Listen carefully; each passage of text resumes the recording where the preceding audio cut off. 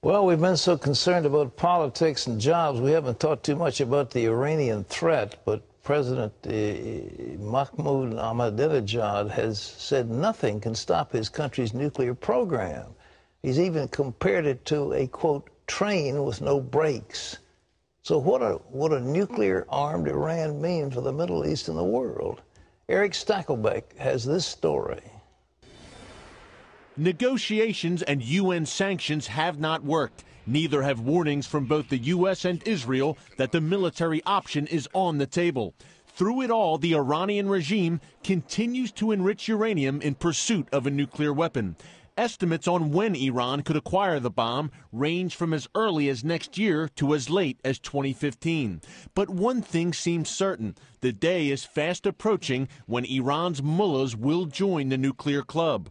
For the Middle East, that likely means a nuclear arms race, with Saudi Arabia, Jordan, Turkey, and Egypt all seeking to keep pace with their powerful Iranian neighbor. The Iranian regime would also have the ability to make its stated goal of wiping Israel off the map a reality. The Israelis say they will not live with a nuclear Iran. In 2010, the Pentagon reported that Iran may have missiles that can reach the east coast of the United States in the near future, and the Iranians already possess missiles that can reach into Central Europe.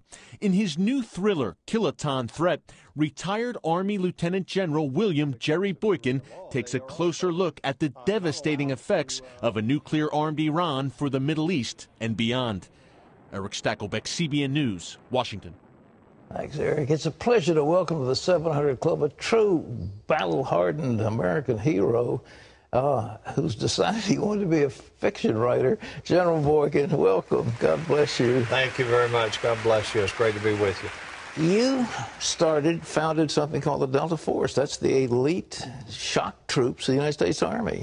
What led you to do that? Were you ordered to do it, or you did it on your own? Well, I was one of the founding members. The actual founder was a colonel named Charlie Beckwith, but the rising tide of Islamic terrorism was really the reason the United States created the Delta Force, to stand as a counterweight to that. What missions were you on? You were, I think, in Panama. What are the others you were involved in personally? I was in Iran in 1980 as we tried to rescue the 52 Americans there. I was in Grenada when we went into the island there to take it away from the Cubans and the communists. I was in Panama. When we took down Manuel Noriega. I went after Pablo Escobar in Colombia, and then ultimately I commanded the Delta Force during the events we know now as Black Hawk Down, and a variety of other missions that we won't talk about on the program here. You've had your time. When I read this book, you know, I've read a lot of fiction writers, but I said, this is authentic. The stuff you've got in here is straight from the field. It's called Kiloton Threat. How come you started writing fiction? You know, I use fiction as a way of getting people to read about and be informed on very serious issues that are confronting not only America, but confronting the whole world today. And this is a sequel to a previous novel where I try to, in this novel, get people to understand the seriousness of a nuclear-armed Iran, and particularly the seriousness of the threat to Israel as well as the world. Do you think America, you know, we had a commission that said that the Iranians were years away from developing a nuclear bomb, which was just totally inaccurate, but they put it out. Well, that's right, and now even the International Atomic Energy Agency is saying that Iran is moving very rapidly to a nuclear weapon, and we've known that for a long time. I'm not sure what the United States was doing when we sent this report out saying that they had ceased on their nuclear program. That is not true, and now the IAEA has demonstrated that. Are the Israelis going to go in and hit them, you think? I think they put that Stuxnet in there and confused their computers, but do you think they will actually make an overt strike against the Iranian facility? You know, I think they're going to have no choice. I don't think the United States is going to do anything. I don't think the rest of the world is going to do anything. Everything that's been done up to this point has been a very weak effort, and I think Netanyahu is coming to the point where he's going to have to do that. Now, let me say this. It's a tough target. It was created to withstand an attack by whoever, particularly the Israelis. It's a long ways from Israel.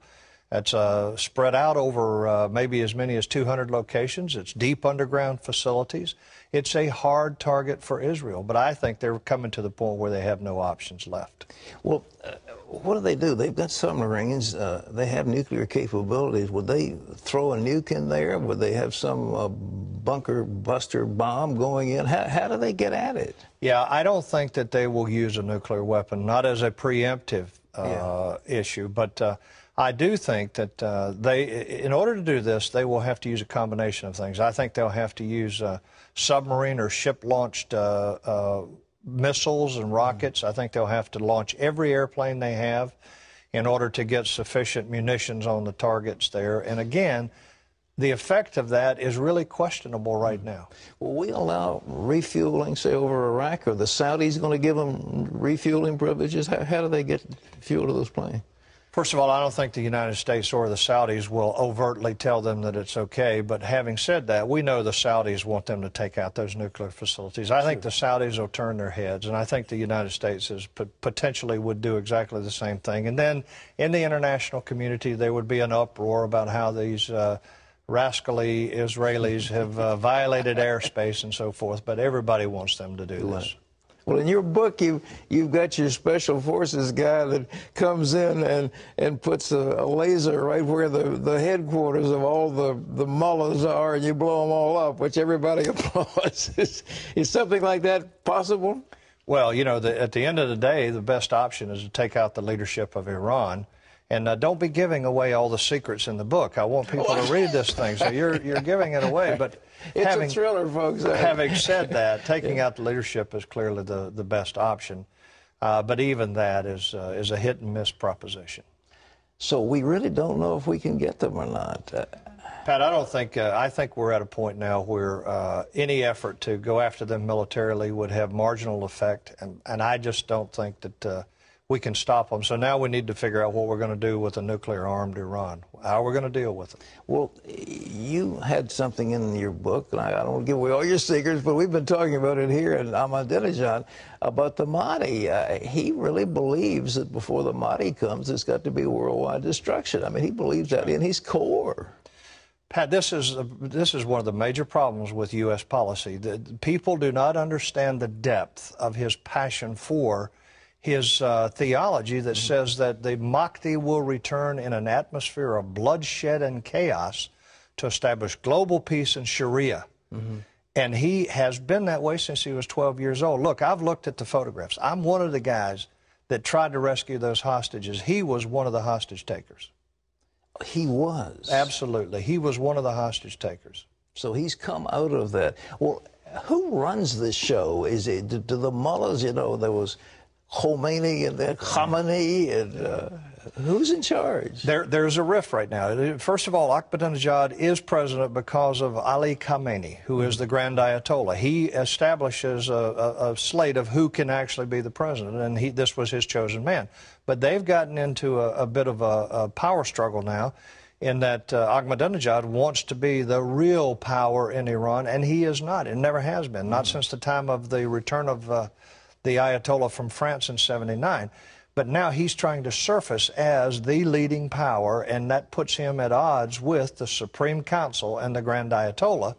And that in itself is actually very good for us, because the friction there could slow down, you know, the decision on their part to use a nuclear weapon. You know, that fall election they had, there were uprisings in the street. It looks like it was a real rebellion going on, and our president sat on his hands and did nothing. What should we have done?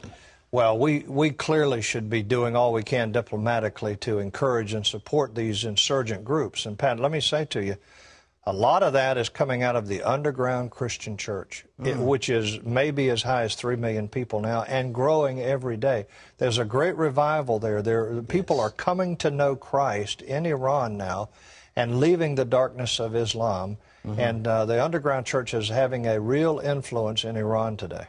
And the Ayatollahs are terrified of it, and they want to repress it, what I gather. They are pursuing these underground Christians with vigilance. That's why the book is about the underground church, partly, because it really is a powerful influence today. And I must tell you, we ought to be praying for the underground church in Iran, that it will ultimately be the resolution there. Well, General, it's a joy. I'd love to talk to you for the next hour or so because you're a fascinating man. But this book, Kiloton Threat, available where books are sold, and it's available on the internet through Amazon, I guess. Right. Well, I hope it's successful. And I do, too. Thank you very much for having me on the program. Thank you It's been so a pleasure. much. General Boykin, ladies and gentlemen.